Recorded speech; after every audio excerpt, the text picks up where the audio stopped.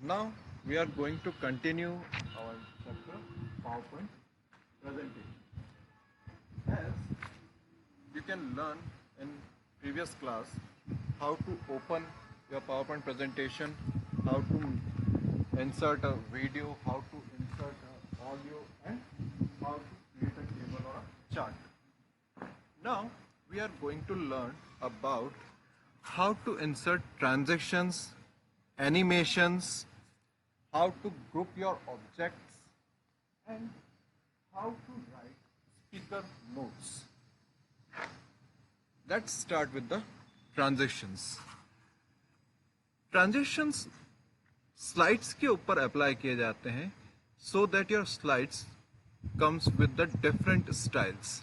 आपकी स्लाइड अलग अलग स्टाइल से आए या अलग अलग इसलिए हमसे शो करे, इसलिए हम ट्रांजिशंस अप्लाई करते हैं स्लाइड के ऊपर.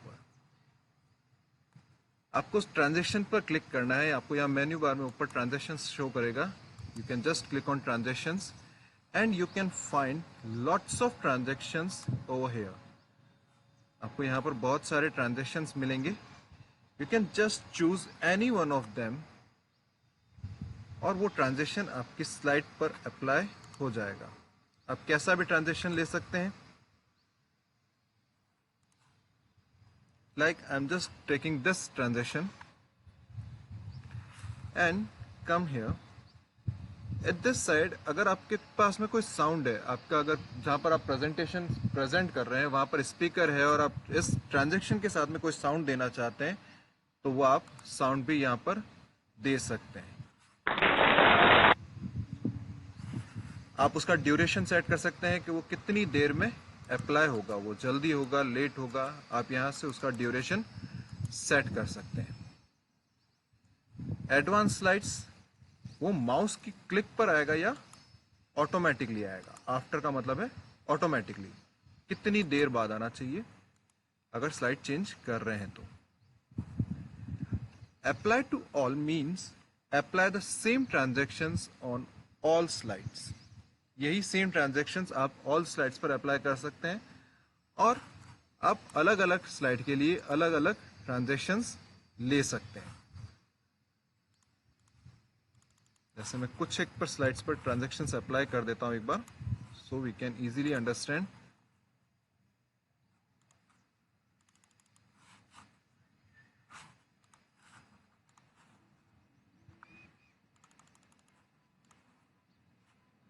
ओके, मैंने कुछ स्लाइड्स पर ट्रांजैक्शंस अप्लाई किया है. नाउ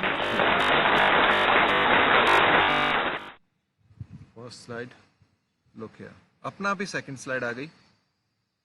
कुछ देर बाद थर्ड स्लाइड. देन जितना आपने ड्यूरेशन दे रखा है उस ड्यूरेशन के बाद में ही नेक्स्ट स्लाइड शो करेगी. अब देखिए यहां तक मैंने सिर्फ यहीं तक ही दिया था तो वो इससे आगे नहीं जाएगा. यहां से आगे मुझे करने के लिए क्या करना पड़ेगा, माउस या एरो प्रेस करना पड़ेगा क्योंकि इससे आगे हमने कोई ट्रांजैक्शंस ऐड नहीं किए थे. You can add your transactions on all your slides. आप अपने स्लाइड्स पर अपने ट्रांजैक्शंस ऐड कर सकते हैं. अप्लाई टू ऑल मीन्स अब ये ट्रांजैक्शन, अगर मैं कोई एक ट्रांजैक्शन जैसे फर्स्ट वन जो हमने ट्रांजैक्शन लगाया था वही मैं सब पे अप्लाई कर देता हूं. 6 सेकेंड्स ड्यूरेशन का दे देता हूं मैं एंड एरो एंड स्वाइप. नहीं, हम कोई और ट्रांजैक्शन ले लेते हैं. जैसे इसके अंदर शायद एक होगा, चलिए हम ये ले लेते हैं brands and apply to all. Now ये सेम ट्रांजैक्शन सभी पर अप्लाई हो गया. हर 6 सेकेंड्स के बाद में आपकी न्यू स्लाइड अप्लाई होगी. ये देखिए, और वो सेम ही ट्रांजैक्शंस हर स्लाइड पर शो करेगा जो आपने फर्स्ट स्लाइड पर ट्रांजैक्शन दिया था. So this is how you can insert a transactions on your slide. Second, animation.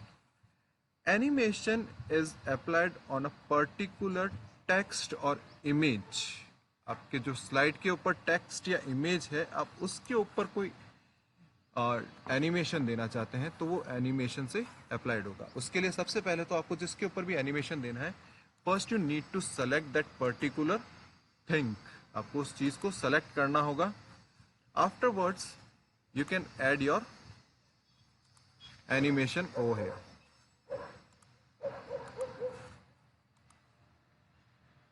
आप अपना एनिमेशंस ओवर हियर सेलेक्ट कर सकते हैं और सेम वही चीज ऑन क्लिक मतलब माउस के क्लिक के बाद में आना चाहिए विथ प्रीवियस जैसे ही इससे पहले वाला एनिमेशन या ट्रांजैक्शन कंप्लीट हुआ उसी के साथ में ही आ जाना चाहिए, या आफ्टर प्रीवियस उसके कंप्लीट होने के बाद में आना चाहिए। विथ प्रीवियस मीन्स उसी के साथ में आ जाना चाहिए या उसके कंप्लीट होने के बाद में आना चाहिए आफ्टर प्रीवियस। ड्यूरेशन कितना देना है ऑटोमेटिकली सेलेक्ट कर ले। डिलेड कितना होना है, कितनी देर बाद आना चाहिए। अगर कोई एक एनिमेशन है उससे दूसरा एनिमेशन उसके कितनी देर बाद अप्लाई होना चाहिए। इफेक्ट अगर आप देना चाहते हैं, कोई ऐसी चीज है जिसके ऊपर आप इफेक्ट दे सकते हैं तो वो आप यहां से कर सकते हैं, जैसे ऐड कलर्स का चेंज करना। सो you can add your animations from animation slide. Look,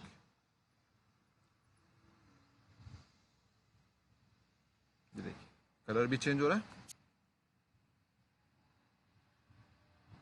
So this is how you can apply your animation. So two things are clear. First is transaction which is applied on a slides, and second animation which is applied on a any text or object which you put on your slides. Now third, group your objects. आपने जो भी चीज insert की है उनको group करना, मतलब दो चीजों को ग्रुप करना। अभी देखिए, अभी मैं right now if I am moving this and this, they can it is easily move separately. ये दोनों अलग अलग इजीली मूव कर रहे हैं, बट आई वांट कि जब मैं मेरे दोनों की पोजीशन चेंज नहीं होनी चाहिए। I don't want to change their position and move from one place to another. Then we just need to select both of them, click on a format, and here you can find a group option, group object. Click here and click on group. Now अब ये दोनों एक ही group हो गए, अब ये एक ही object है। पहले ये दो अलग अलग ऑब्जेक्ट्स थे, now these both are a single object. अब इसको जहां पर भी मूव करेंगे ये एक साथ ही मूव होंगे। कहीं पर भी इनको मूव करिए ये एक साथ ही मूव होंगे। अगर आप इनके पर्टिकुलर किसी के ऊपर क्लिक करके उसको मूव करेंगे तो वो अलग अलग होंगे। अदरवाइज मैं देखिए पूरा एक ही कॉमन बॉक्स आ रहा है, अब मैंने इसके ऊपर पर्टिकुलर के ऊपर मूव किया तो ये अलग मूव हो रहा है। अदरवाइज अगर मैं कॉमन बॉक्स के साथ मूव करना चाहता हूं तो वो एक साथ ही मूव करेगा। Next point, you can also insert speaker notes. कुछ नोट्स आप अपने स्पीकर के लिए नीचे स्लाइड के नीचे पुट कर सकते हैं, so that speaker can easily read that notes and explain it better. आप कुछ वैसे नोट्स दे सकते हैं जो स्पीकर के लिए हो, वो नीचे पुट कर सकते हैं और स्पीकर उनको पढ़कर और अच्छे से किसी चीज को एक्सप्लेन कर सकता है। Where you find these notes, you need to click on view. आप व्यू पे क्लिक करेंगे, here you find notes. जैसे ही आप नोट्स पे क्लिक करेंगे, लुक हियर, नीचे आपके click to add notes option open हो गया। जैसे ही आप इसको बंद करेंगे वो रिमूव हो हट जाएगा और you can directly insert notes from here. आप यहां से भी इस नोट्स को इंसर्ट कर सकते हैं। Now you can write your note here.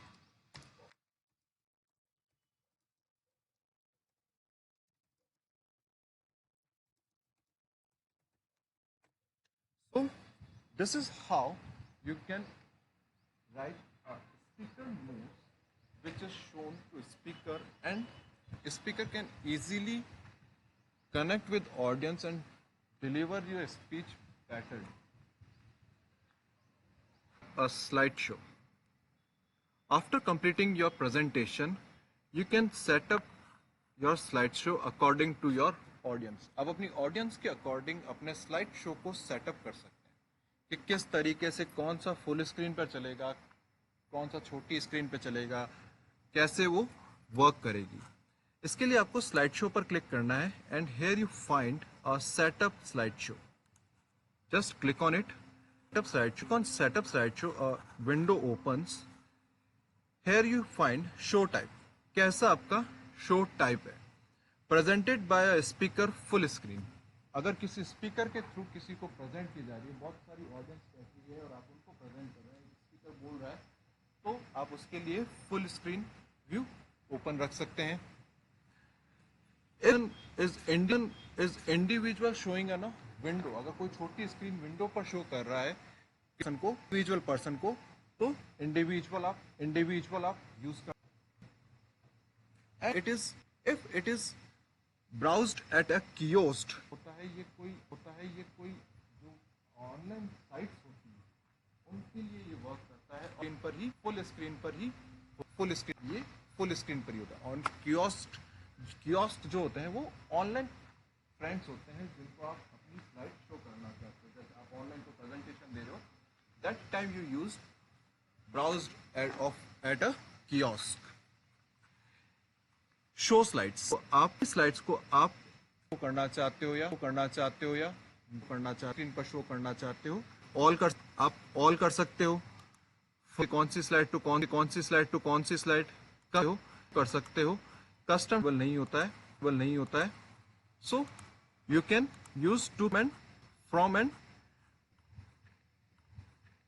Loop until escape. ये तब तक चलता रहे जब तक एस्केप प्रेस नहीं कर दें। शो ऑप्शंस के अंदर आ रहा है लूप कंटिन्यूसली अंटिल एस्केप। जब तक आप एस्केप प्रेस नहीं करेंगे तब तक ये कंटिन्यूटी चलता रहेगा। Show without narration. नरेशन का मतलब होता है कि पीछे बोल रहा है। इफ यू डोंट हैव और आप नरेशन और आप अपनी सिर्फ स्लाइड शो करना चाहते हैं, तो आप वो सब कर। Show without animation. आपको एनिमेशन और सिर्फ स्लाइड आना चाहते हैं और सिर्फ स्लाइड शो करना, तो ये कर सकते हैं। And disable hardware graphics acceleration. अगर हार्डवेयर के कोई ग्राफिक्स एक्सेलरेशन हैं, आप उनको डिसेबल कर सिर्फ अपनी स्लाइड शो करना चाहते हैं, तो उस पर चेक बॉक्स कर सकते। You can also use your pen inter colour जिसमें जिसके थ्रू आप उसके ऊपर किसी चीज को एक्सेस करके पॉइंट करके कोई चीज दिखा। टाइमिंग स्लाइड्स की टाइमिंग्स और मल्टीपल मॉनिटर्स। बिकॉज अभी मैंने मल्टीपल का रखा है, इसलिए मल्टीपल मॉनिटर्स नहीं होते हैं। But if you use presented by a speaker और ब्राउज एट ए कियोस्क, तब आप मल्टीपल मॉनिटर्स को चूज कर सकते हैं। So click on okay and आपकी उसके अकॉर्डिंग आपका स्लाइड का हो जाता है। Is print. How you can print your PowerPoint presentation. Click on File, choose Print. Here you find a print options, जिसमें print copies 1 2 आपको कितनी copies चाहिए, you can set a number of copies here. Select your printer here. Print setting. All slides, सारी slides print करनी है, current slides print करनी है या कस्टम रेंज प्रिंट करनी है, कोई नंबर ऑफ स्लाइड्स प्रिंट करनी है, तो मुझे फर्स्ट स्लाइड प्रिंट करनी है, तो you can choose it from here. You can also write your page numbers, like I want to print from 8 to 10. Now when I click here, अब देखिए सिर्फ 3 पेज ही मुझे यहाँ पर शो कर रहे हैं, और मैं अगर यहाँ पर इसकी जगह ऑल कर दूंगा तो मुझे सारे पेजेस यहाँ पे शो करेंगे. फुल पेज स्लाइड, एक पेज पर पूरी एक स्लाइड शो करे या नोट्स के साथ लाइन शो करे, एक पेज पर एक स्लाइड, 2 स्लाइड, 3 स्लाइड, आपको किस तरह की स्लाइड्स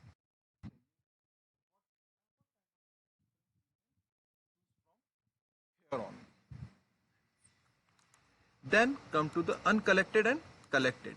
Collected means अगर आपने एक से ज्यादा प्रिंट किए, 2 3 प्रिंट किए हैं अगर आपने, तो आप कलेक्टेड अगर सेलेक्ट करते हैं तो पहले एक पूरा प्रिंट निकलेगा, लाइक 1 to 12 तक एक पूरा प्रिंट निकलेगा, देन सेकंड प्रिंट निकलेगा, देन थर्ड प्रिंट निकलेगा. If you uncollected option, then uncollected means पहले फर्स्ट पेज के प्रिंट निकलेंगे जितनी भी आपने कॉपी सेलेक्ट की, देन सेकंड पेज के प्रिंट निकलेंगे, देन थर्ड पेज के प्रिंट निकलेंगे, and afterwards you can choose colour print चाहिए या ब्लैक एंड व्हाइट चाहिए या कैसा भी आपको चाहिए वो आप चूज कर सकते हैं और फिर प्रिंट पर क्लिक कर सकते हैं. So that is it on your PowerPoint presentation. Thank you.